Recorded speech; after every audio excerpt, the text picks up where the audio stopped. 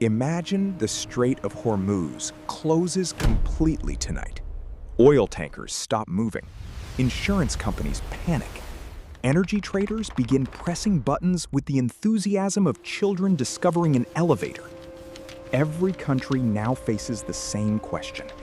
How long can we manage with the oil we already have? China has an estimated 1.5 billion barrels stored. The United States has more than 400 million barrels in its strategic petroleum reserve. Japan has spent decades preparing for exactly this kind of emergency. India's official strategic reserve is much smaller. So which country suffers first?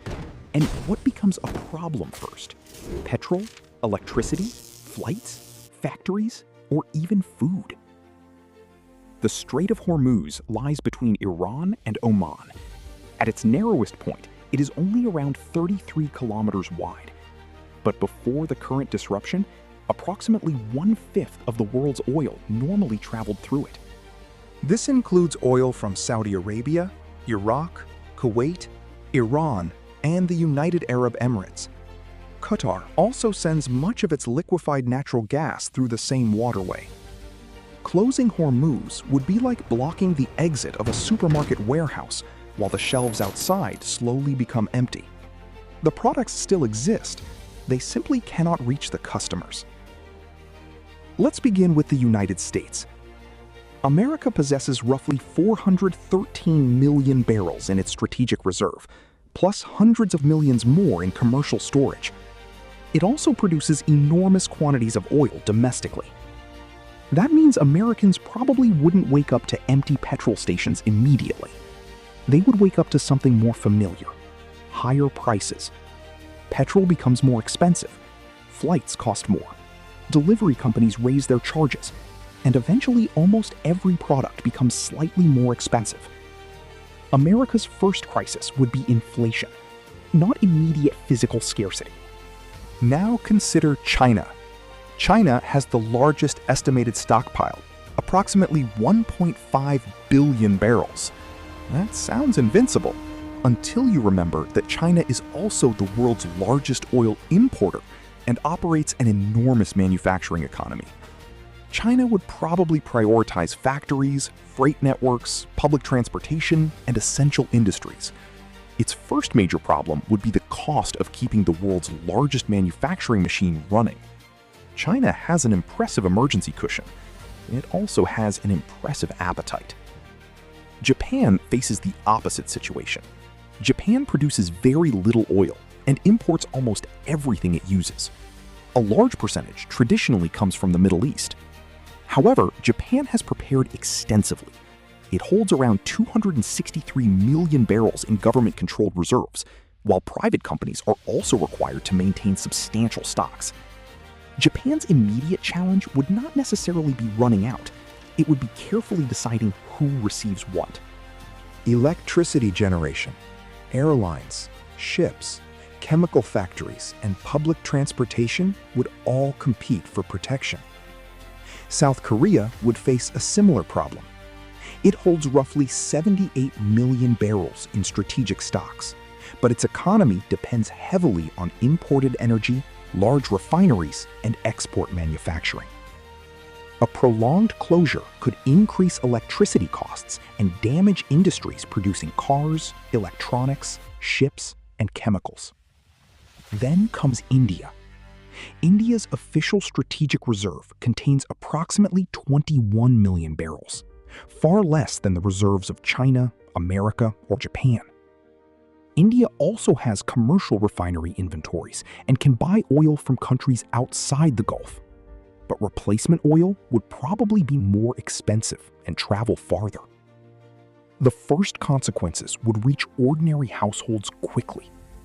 Diesel moves trucks, buses, farm equipment, and generators. More expensive diesel means more expensive food. India could also face higher cooking gas and fertilizer costs, while the government spends more money protecting consumers from international prices. India may not run out first, but families could feel the inflation early. If you're finding this useful, please like the video, share it, and subscribe to Kliqora. It helps us continue making complicated world events understandable without requiring an economics degree or a personal oil tanker. Europe is less directly dependent on Hormuz because it receives energy from several regions. European countries also maintain emergency stocks under international rules. But oil is traded globally. If Asian countries suddenly compete for oil from Africa, the Americas, and Russia, European buyers must compete too. Europe's first pressure points would probably be diesel, aviation fuel, chemicals, fertilizer, and natural gas. Now we reach the strangest group, the Gulf oil producers. Saudi Arabia, Iran, Iraq, Kuwait, Qatar, and the UAE possess enormous energy resources. Their problem isn't finding oil. Their problem is exporting it. Saudi Arabia and the UAE operate pipelines that bypass Hormuz, but those pipelines cannot carry everything normally transported by tanker. Iran, Iraq, Kuwait, and Qatar have even fewer alternatives. They could have oil beneath their feet and customers waiting across the ocean, but no safe road connecting them. Export revenue falls, tankers become trapped, shipping insurance becomes extremely expensive. Qatar's LNG exports could also be restricted, placing additional pressure on electricity and heating markets in importing countries. But the most serious human consequences may appear in smaller, poorer economies. Countries such as Pakistan, Bangladesh, and Sri Lanka have less financial power to compete during an international bidding war. Their first problems could include fuel rationing, power cuts, currency pressure, public transport disruption, and food inflation. Wealthy countries can release reserves and pay more. Poorer countries may simply be outbid. So who suffers first? America probably feels it through prices.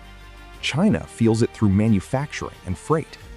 Japan and South Korea must protect electricity and industry. India fights inflation in transport, food, fertilizer, and cooking gas. Gulf producers lose the ability to export everything they produce. But smaller, import-dependent countries may experience the most painful shortages. A closed Strait of Hormuz would not make the world run out of oil overnight. It would create something more complicated, a global auction. And the countries with the smallest reserves and the least money would be standing at the back of the line.